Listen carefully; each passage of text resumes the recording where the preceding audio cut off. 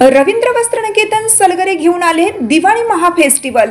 1 ते 30 ऑक्टोबर पर्यंत ऑफर्सचा धुरळा आणि खास दिवाळी गिफ्ट। नारायणपेठ साडी 333, काजूकतली पैठणी 693, गजलक्ष्मी पैठणी 754, राजहंस व Kalanjali Paithani 747, linen shirt 387, khadi shirt piece 243 आणि बॉय शर्ट फक्त 199 मध्ये। तर मग त्वरा करा, रवींद्र वस्त्रनिकेतन सलगरे आणि शाखा।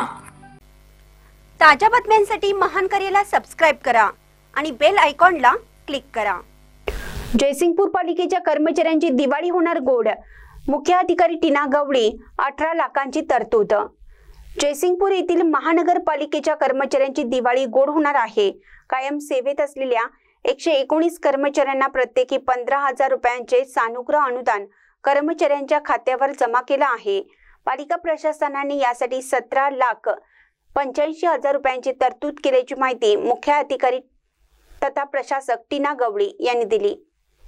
कर्मचाऱ्यांनी दिवाळीसाठी प्रत्येकी 30,000 रुपयाचे सानुग्रह अनुदान मिळावे अशी लेखी मागणी मुख्य अधिकारी यांच्याकडे केली होती। मात्र जवळपास 35 लाख रुपयांचा बोजा पालिकेवर पडणार होता। मुख्य अधिकारी टीना गवळी यांनी यातून मध्य काढत गतवर्षीप्रमाणेच याही वर्षी 15,000 रुपयांप्रमाणे 119 कायम कर्मचाऱ्यांना सानुग्रह अनुदान गुरुवारी दिनांक 16 रोजी कर्मचाऱ्यांच्या बँक खात्यावर जमा केलं। यावर्षी पालिकेने कराची बिले मिळकतधारकांना लवकर वितरित केली। यामुळे आतापर्यंत 9 कोटी एकत्रित करापैकी 1,85,00,000 रुपयांची वसुली करण्यात आली आहे। जवळपास 17% वसुली झाली असून गत वर्षीच्या तुलनेत यावर्षी या काळात वसुलीच्या प्रमाणात 4%ची वाढ झाली आहे।